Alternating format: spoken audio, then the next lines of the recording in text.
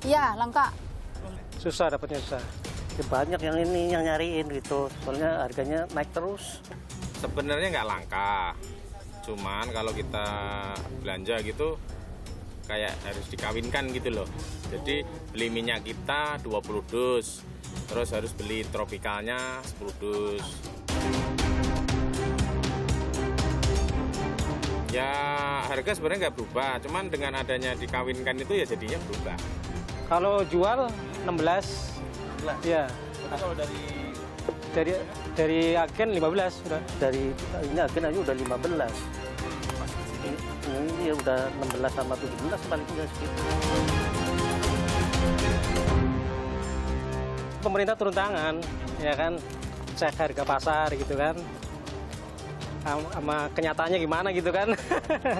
Ya pemerintah turun tangan gitu, maksudnya ini biar harganya stabil lagi gitu. Biar pemerintah biar jalan-jalan aja ke pasar deh, biar dicek-cekin warung-warung, toko-toko di pasar gitu.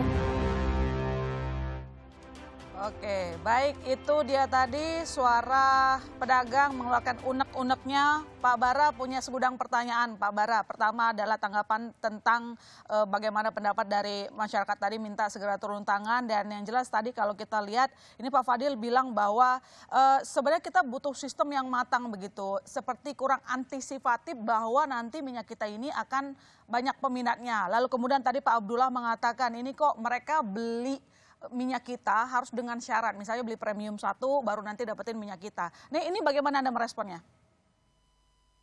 Jadi kalau soal hands-on ya kita sangat hands-on ya. Kita memonitor setiap hari, kita mempunyai crisis center yang masyarakat bisa menghubungi setiap saat kalau terjadi kelangkaan atau harga melonjak secara tidak wajar. Kita juga sudah membentuk task force Satgas ya, dipimpin oleh Dirjen Perdagangan Dalam Negeri yang tugasnya memonitor setiap hari, bahkan turun ke lapangan juga secara langsung. Dan kita juga berbicara juga dengan para produsen secara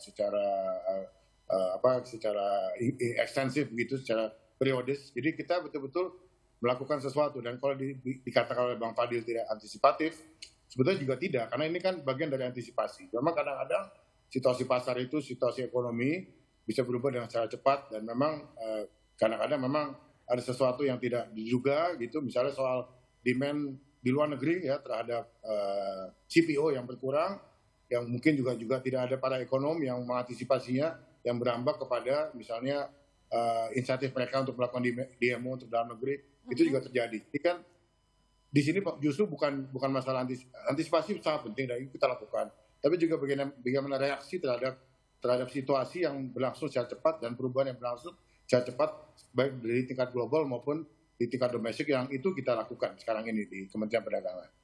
Tapi terkait dengan tadi disebutkan oleh Pak Fadil perubahan regulasi misalnya rasio ekspor begitu dianggap terlalu mendadak begitu ya Pak Fadil ya. Itu Anda gimana itu kan bagian dari antisipasi ya dan reaksi yang tadi. Ya tapi terlalu mendadak kalau kata Pak Fadil, Pak Bara. Gimana jawaban Anda? Itu kita kewajiban pemerintah adalah itu melakukan kebijakan secara cepat ya untuk merespon terhadap suatu perubahan, terhadap suatu perkembangan yang bisa berakibat kepada kepentingan rakyat banyak, dan itu kita lakukan. Jadi kita bisa suatu waktu misalnya melakukan perubahan rasio, dan kita juga terakhir memberikan rasio yang lebih tinggi untuk supaya bisa insentif diberikan kepada pengusaha untuk bisa lebih ekspor ya dengan rasio lebih tinggi. Bang Fadli saya pikir juga tahu ya, dinaikkan rasionya jadi 1,8, jadi Bang Fadli tahu itu. Jadi itu kita lakukan ya, bagian hal-hal yang kita lakukan di Kementerian Perdagangan untuk melihat situasi ini, mengantisipasi dan melakukan hal-hal secara cepat gitu. Oke, baik Bapak.